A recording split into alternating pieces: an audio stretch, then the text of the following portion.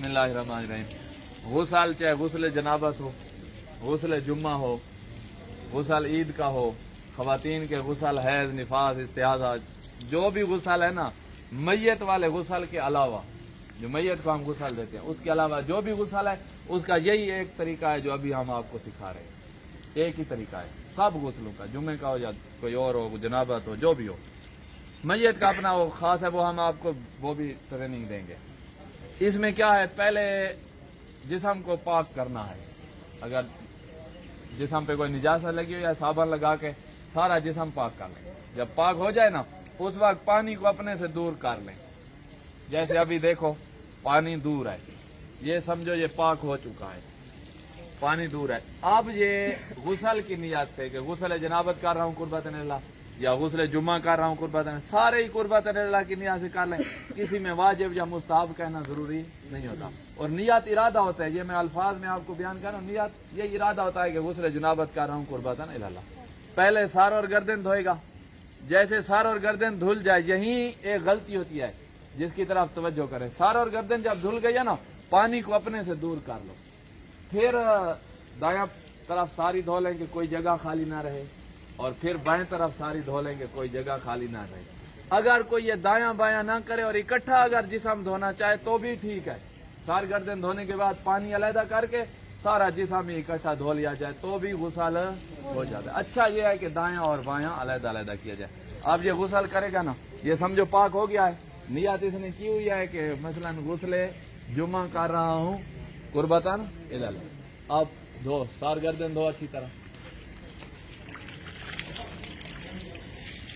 सार और गर्दन को अच्छी तरह धो, कोई जगह भी खाली ना रहे, ऐसे धोया जाए। सीधे खड़े हो जाओ ना, सीधे खड़े हो जाओ। ये सार और गर्दन धुल रही है। कानों में उंगलियां, कानों में वो कर लो ना ताकि सब तक पहुंच जाए, ये इधर साइड में ऐसे। अब ये सार और गर्दन धुल गई। अब पानी को अलहदा करो, अपने से बिल्कुल अलहदा करो। ठीक है, हो गया अलहदा। अब बाकी जिस्म धोना होगा। समझे, वो शावर है तो उसको बंद कर दो, नलका है तो उसको चलाना बंद कर दो, पैप है तो उसको अलहदा कर लिया। अब दाएं तरफ धो लो और फिर बाएं तरफ, और सारा जिस्म धोना चाहे तो भी ठीक है। अब पहले दाएं तरफ धो लो सारी, कोई जगह खाली ना रहे। ऐसे पीछे से भी, इधर तुम्हारी साइड एंगल है सारा।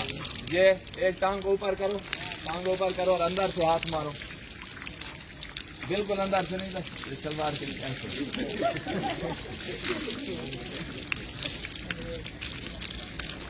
ये सारा धो लिया।